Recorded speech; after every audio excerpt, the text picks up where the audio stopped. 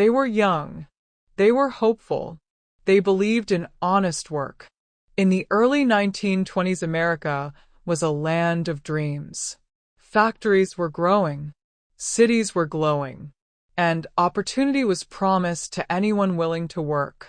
For hundreds of young women, this promise came in the form of a small factory job, a clean job, a respectable job, painting tiny numbers on watch dials, making time glow in the dark. They were called dial painters. Later history would remember them as the Radium Girls. These women were daughters, sisters, wives, many of them teenagers, some barely out of school. They came from working-class families. They wanted independence. They wanted to help their families. They wanted a future. The factory managers welcomed them with smiles. The job was explained as safe, modern, almost magical. The paint they used glowed softly. It sparkled. It looked beautiful.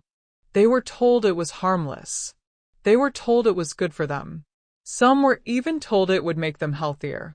The women were taught a special technique. Lip dip. Paint. They shaped the brush with their lips, dipped it into the glowing paint, and painted the tiny numbers carefully. Every single day, hour after hour, they swallowed tiny amounts of radium.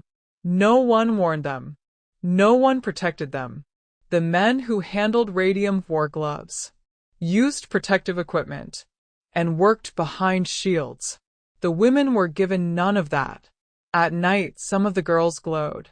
Their dresses shimmered. Their hair sparkled. They laughed, calling themselves ghost girls.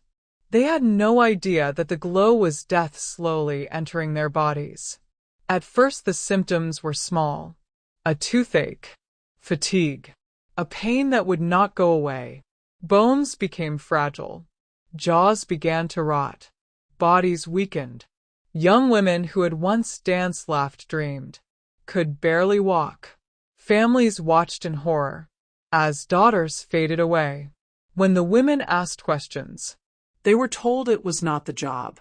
They were told they were imagining things. They were told they were sick for other reasons. The companies knew the truth. Scientists had already warned about radium. They knew it was dangerous. They knew it destroyed bones from the inside. But profits mattered more. The women were silenced, labeled hysterical, ignored.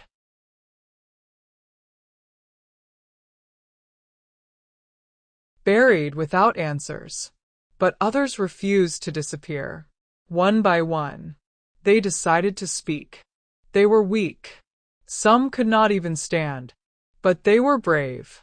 They went to lawyers, to newspapers, to anyone who would listen. The companies fought back. They delayed cases. They denied responsibility. They waited for the women to die. Time was their weapon. Many of the women did die before justice arrived. But the fight did not stop. Courtrooms filled with pain, with courage, with truth. Women with broken bodies testified, holding their heads up, using what little strength they had left. They were not fighting only for themselves. They were fighting for women who would come after them. Finally, the truth could no longer be hidden. The companies were exposed. The danger was proven. The lies were revealed. The Radium Girls won. Their victory changed America. New labor laws were created. Workplace safety became a right. Companies could no longer sacrifice lives in silence. Their suffering became the foundation of protection for millions. They did not live long lives, but their impact was eternal. History often forgets quiet heroes, women who fight without weapons, without power, without privilege. But the Radium Girls changed the world, not with strength, but with truth. They remind us that courage is not always loud.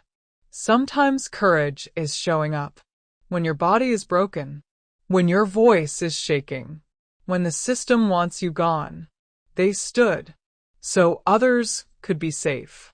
They suffered, so future workers would live. This is not just a story about radium. It is a story about human cost, about corporate greed, about the power of ordinary women. And it is a reminder, justice often comes late, but it comes because someone refused to stay silent. The radium girls are gone, but their light still shines, not as poison, but as truth.